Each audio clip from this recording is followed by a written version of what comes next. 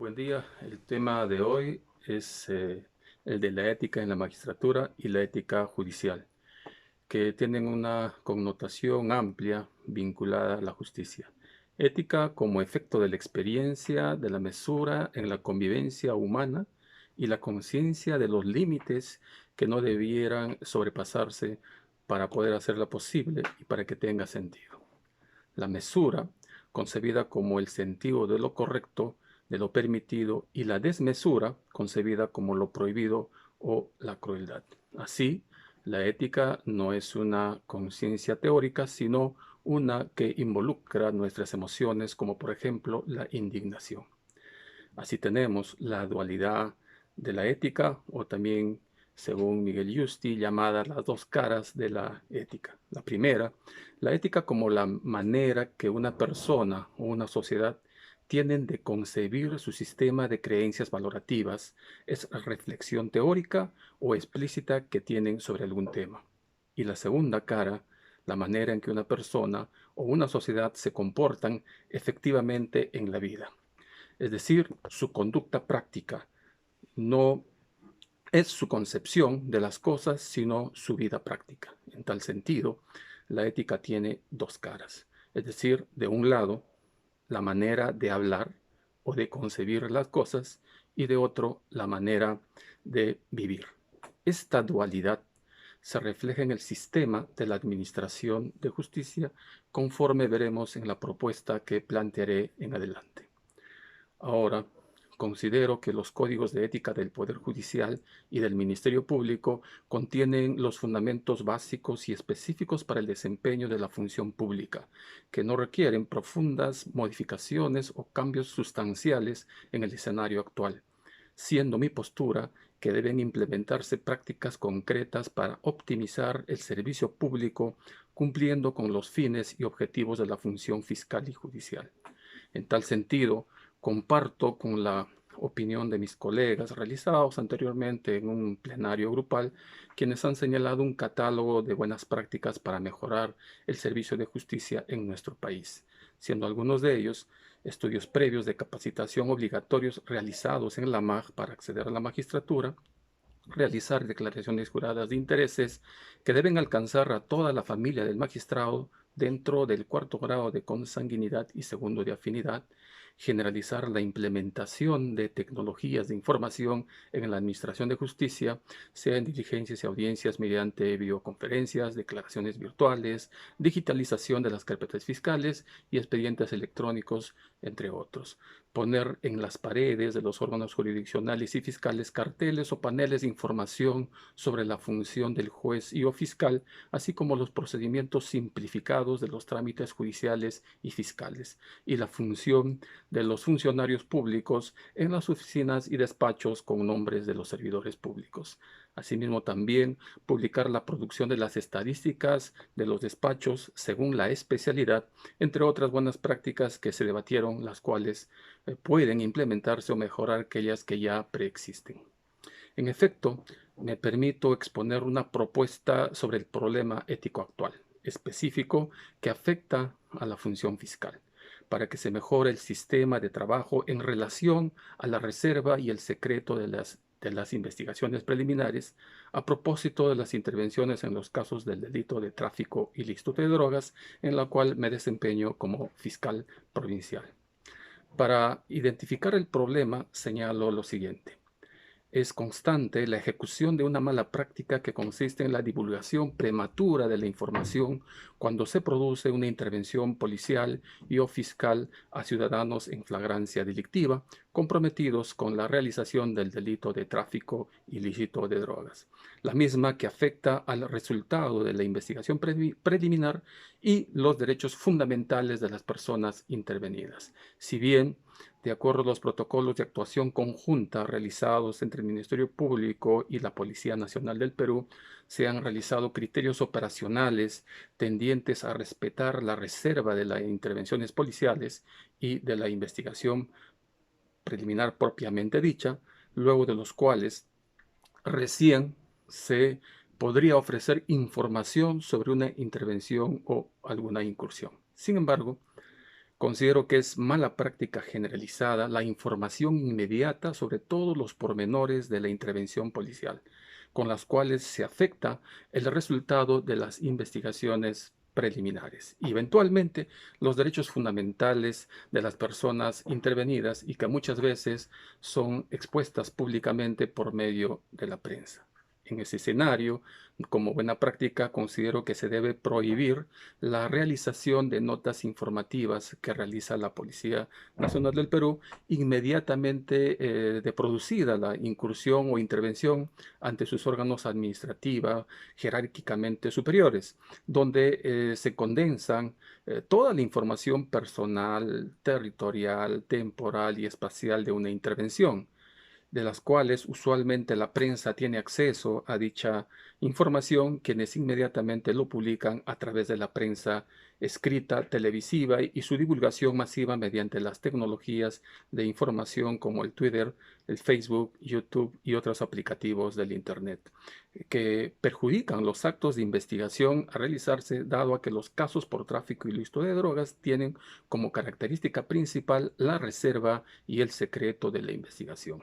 porque en la realización de dicho delito participan varias personas organizadas de acuerdo a una estructura criminal que puede ser desde un grupo organizado encargado de tercerizar el proceso de producción, fabricación, acondicionamiento, almacenaje, transporte, traslado, distribución, comercialización de las drogas tóxicas, así como de insumos o precursores,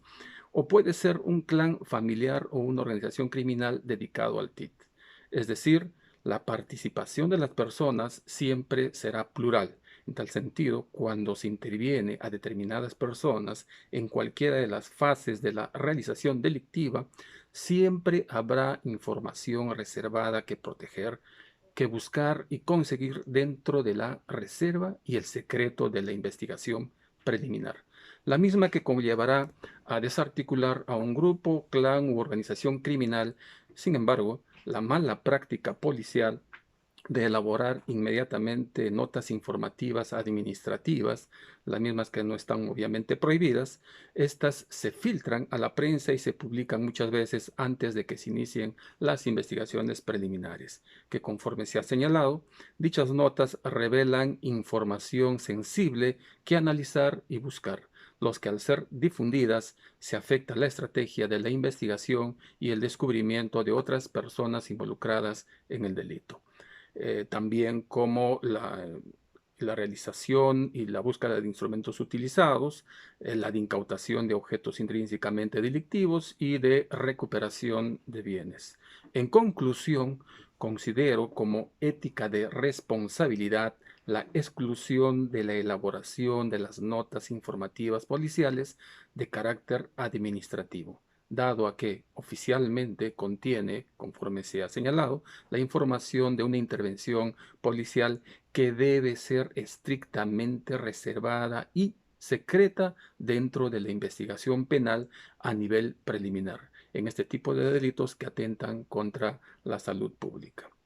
Al respecto, es importante distinguir en qué consiste la reserva y el secreto de la investigación fiscal. La reserva de la investigación es una limitación que impide que cualquier persona extraña al proceso pueda tomar conocimiento de él mientras se desarrolla la investigación.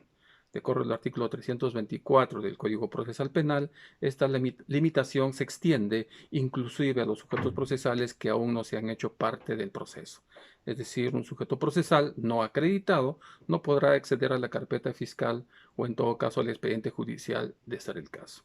En cambio, el secreto de la investigación es una limitación especialísima y excepcional, porque establece un recorte temporal a un derecho fundamental.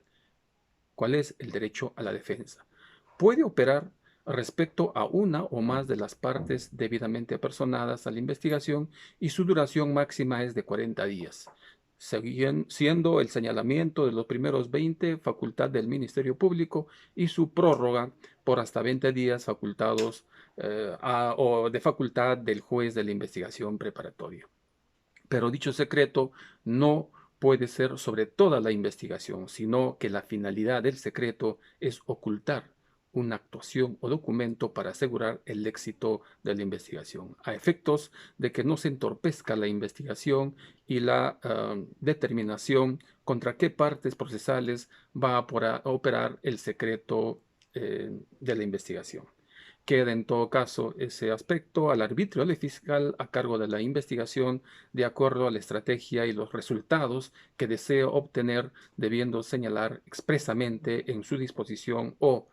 en todo caso, en su requerimiento correspondiente respecto a quién va a operar el secreto y señalar también el plazo por el cual va a durar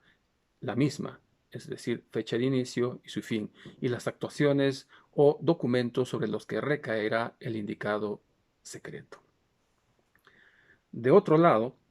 considero que se debe erradicar la mala práctica de la presentación pública de un detenido a través de un medio de comunicación, la misma que, a pesar de estar prohibida,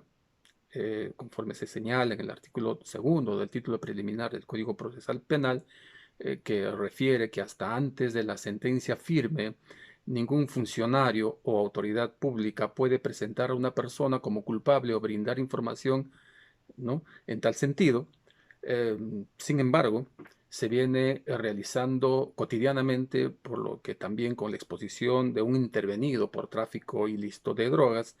frente a la prensa, además de afectar su derecho a la dignidad y su derecho a la presunción de inocencia, también propiamente afecta a la investigación preliminar, porque presentado públicamente, las personas de su entorno delictivo que toman conocimiento inmediatamente procurarán destruir, modificar, ocultar, suprimir o falsificar elementos de prueba, o pueden influir para que los mismos intervenidos o testigos informen falsamente o se comporten de manera desleal o reticente. En consecuencia, concluyo discriminando la mala práctica policial de efectuar notas informativas de carácter administrativo, nada relevante para la investigación penal, que, por el contrario, dificulta la labor investigativa y su finalidad inmediata de la realización de actos urgentes o inaplazables destinados a corroborar los hechos denunciados y determinar su delictuosidad, así como asegurar los elementos materiales de su comisión y la individualización de las personas involucradas en su comisión, conforme está señalado en el artículo 330 del Código Procesal peruano.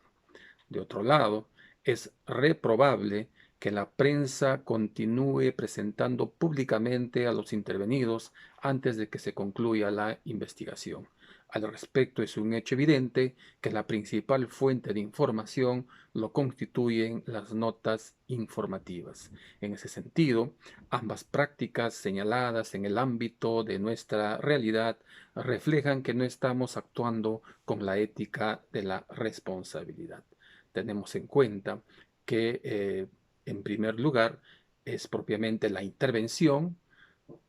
la incursión, luego la investigación y posteriormente la información. Es importante tener este tema como aspecto reflexivo, mínimo, pero significativo, para actuar como un agente con ética y sobre todo con ética de responsabilidad. Muchas gracias.